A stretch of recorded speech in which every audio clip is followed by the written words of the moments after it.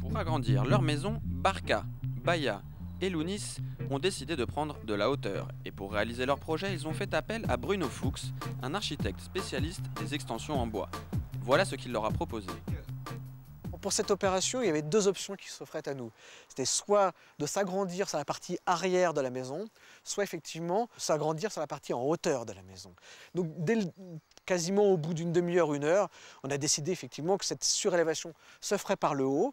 Et donc cette surélévation aujourd'hui, ça lui permet d'avoir une vue très intéressante sur toute la vallée de Chevreuse et de bénéficier d'un rayonnement solaire optimal. Voici à quoi ressemblait la maison avant les travaux. La transformation est spectaculaire et pourtant il n'aura fallu que 5 mois pour arriver à ce résultat saisissant.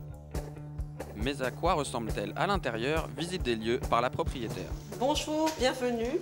Je vous fais la visite. Nous sommes dans la partie, l'ancienne maison en fait, la maison qui n'a pas été rénovée.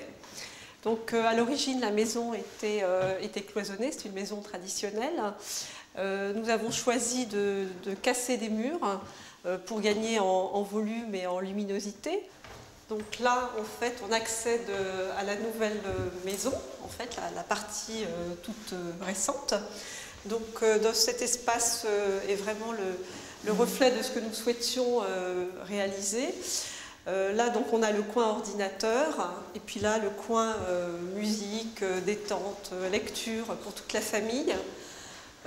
L'intérêt et surtout la grande réussite de cet espace, c'est que nous voulions absolument pouvoir profiter de l'environnement extérieur et donc de la forêt là sur cette face nord et de la vallée de l'autre côté avec donc toute la végétation et puis la nature qui nous entoure.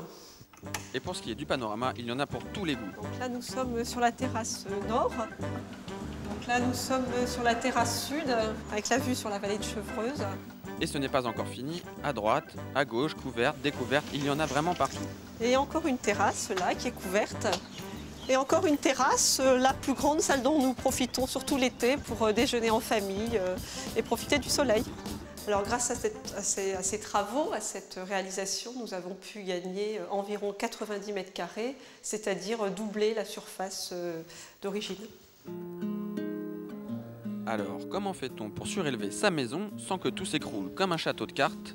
Les grandes étapes de ce chantier en fait sont assez simples. De la partie initiale, donc, qui aujourd'hui est donc ocre rouge, donc on est venu enlever le toit de la maison de base. Donc on a tout enlevé, charpente, toutes les tuiles, et à partir de ça, c'était notre base pour pouvoir monter la maison. Le choix du bois ne s'est pas fait au hasard car une extension classique aurait été bien plus complexe à mettre en œuvre, car le bois, même s'il est encore peu utilisé en France, présente de nombreux avantages.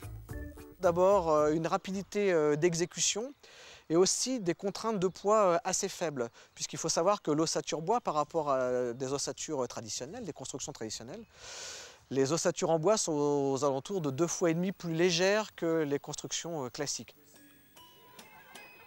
L'autre petit plus d'une maison en bois, surtout à la campagne, c'est qu'elle se fond dans le paysage. Encore plus surprenant, elle permet même quelques économies. Donc ce qui est étonnant, c'est qu'on a doublé la surface de la maison, mais nous n'avons pas doublé la facture de notre consommation d'énergie. Le fait donc d'utiliser le poêle à bois nous chauffe donc l'ancienne maison. Et donc ce poêle est raccordé à un conduit en inox qui, par un système de rayonnement, donc nous chauffe tout l'étage, tout l'espace familial à l'étage. Changement de décor, voici une autre possibilité d'extension, la véranda. Mais pas n'importe quelle véranda, il s'agit du premier prototype de véranda circulaire inventé par cet homme, Renaud Delaporte. L'idée a germé dans ma tête en pensant à une boîte de camembert qui s'ouvrirait et qui se fermerait par morceaux pour avoir des tiers qui s'escamotent. Donc l'idée étant qu'on a plusieurs parois dont les unes vont s'encastrer les unes sous les autres pour que le ciel soit complètement découvert quand on est à l'intérieur de la véranda. Et notre inventeur ne s'est pas arrêté en si bon chemin. Monsieur Delaporte voulait que sa véranda puisse être installée sur toutes sortes de maisons.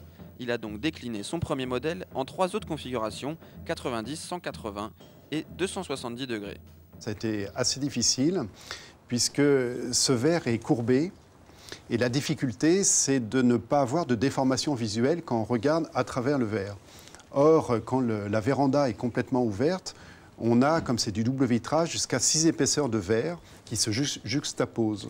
Donc je voulais qu'on ait la même vision que quand on est derrière une vitre plate, et donc ne pas avoir de déformation visuelle.